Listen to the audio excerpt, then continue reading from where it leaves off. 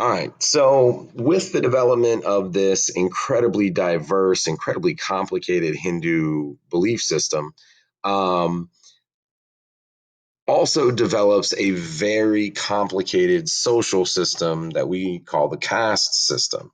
And we'll talk about caste in a couple of slides. But it's important to play in here because built into Hindu beliefs and built into the caste system is, kind of this idea of very strict social stratification. Um, where you are born fully determines your destiny. All right. And we'll talk about the strictness of it in a second. But that social system is tied very closely to the Hindu belief system.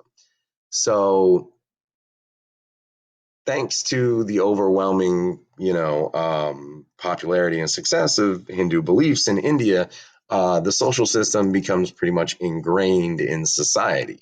However, in the 5th century BC, a young man by the name of Siddhartha Gautama kind of emerges to challenge not all, but part of not only the Hindu belief system, but also the social stratification that comes along with it.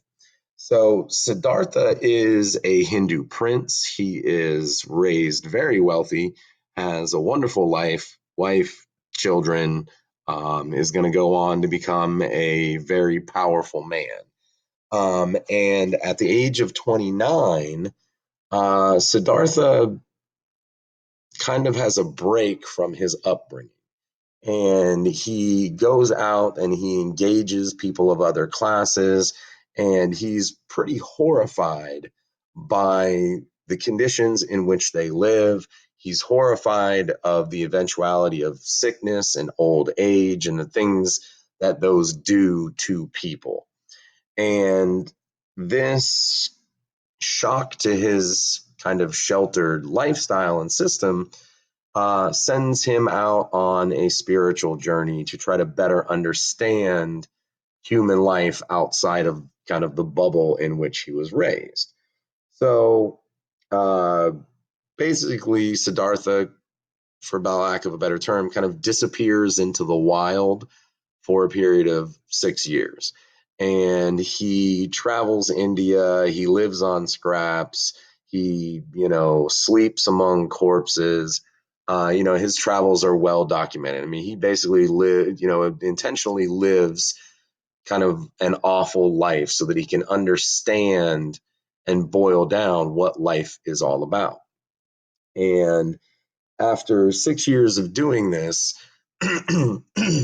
Siddhartha comes to a series of realizations, and these become the basis of Buddhism. So, Siddhartha comes to the understanding that all human life is made up of suffering. Not all suffering is the same. Some people suffer from debilitating disease, other people suffer from a lack of confidence. Some people suffer because their, chocolate vanilla macchiato at Starbucks was made incorrectly. Okay. But in all life, people experience suffering. And from what he learns in his times out in the wild, he comes to the realization that all of that suffering is caused by some form of desire. Okay. All people are unhappy because they desire things that they can't have, whether those are materialistic things, relationship things, spiritual things, right? I wanted a puppy and I didn't get it. I like, Linda and she doesn't like me back. My family was killed in a rock slide and, now I can't bear, them being gone. Basically what he says is that in order to alleviate this suffering, in order to have a world in which no one suffers, we as human beings need to let go of those desires, and we need to let go of our own ego and the need to fulfill all of our desires. Um, Essentially, what he's saying is if you remove the desire for something, then you won't suffer when it doesn't happen or you don't get it or things happen in a way that you didn't want them to. Okay. So his plan in order to do this, it was to live modestly and to meditate, right? To live only on what you need to survive and no more, because again, that will build greed and desire. And to spend your life and your time in meditation, okay? To meditate on your life and how to better release your desires. And through meditation, you can begin to fully understand the Brahman and the world soul that we are all a part of.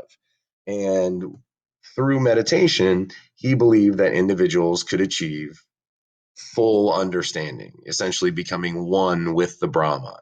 And he called this state of enlightenment nirvana. Now, Siddhartha was a Hindu. Okay, he was a practicing Hindu all of his life until he, leaves out into the wild. So a lot of those Hindu beliefs are ingrained in him. So his ideas, which eventually become the basis for Buddhism, aren't necessarily a challenge to the entire belief system of Hinduism. He doesn't deny the existence of Hindu gods, but he also says that those gods don't play a role in mitigating your suffering or helping you reach enlightenment. So, in his mind, it's not that they don't exist, it's that they're not important to the process of attaining nirvana. Therefore, what good or what use do they serve? Now, that does sound kind of like a pretty severe challenge to Hinduism, essentially saying that, listen, all of the rituals and the practices that you go through are useless. You're wasting your time. The gods may be there, but they're not going to, whatever, save you or, release your suffering. So, Buddhism is yes, it is a challenge to the system of Hinduism that is in place in India during this time period, but it doesn't challenge the cosmology of it. Okay, it doesn't challenge the idea of the Brahman or the Atman. But what it does is it says, listen, all of the ceremony and the ritual and the sacrifice and the things that, we've built up over thousands of years to go along with this are worthless. You need to abandon them and instead you need to follow my path. So, what is Siddhartha's path? What does the Buddha say about reaching nirvana? And so the very first part of Buddhist belief is what's called the Four Noble Truths. Okay. The first truth is dukkha, suffering. This is where the Buddha establishes his idea of saying basically life is not perfect. It will never be perfect. Even the greatest things in life are simply only temporary. And because of that, we suffer. The second noble truth is samdaya, the origin of suffering. Where does suffering come from? And again, according to the Buddha, all suffering comes from our desires. The third noble truth, nirodha, is how to stop the suffering. And again, suffering can come to an end by releasing your desires, by meditating, and by eventually reaching nirvana, by reaching enlightenment. And then the fourth noble truth is, well, what is the path to follow in order to reach nirvana and release that suffering? And that is known as Magga. And Magga sets out how to follow the Buddha's essentially method or his path or his calculation for enlightenment and nirvana, which, as you can see, is going to be on the next slide. So this is the eightfold path that the Buddha sets out for his followers, that will eventually lead them to attaining nirvana. And there are eight practices that one must entail: right view, right intentions, right speech, right action, right livelihood, right effort, right concentration, and right mindfulness. Now, for the sake of brevity, I'm not going to break down all of the Eightfold Path. If you click on the link at the bottom of this slide, it'll take you to kind of a brief summary of what the Eightfold Path entails.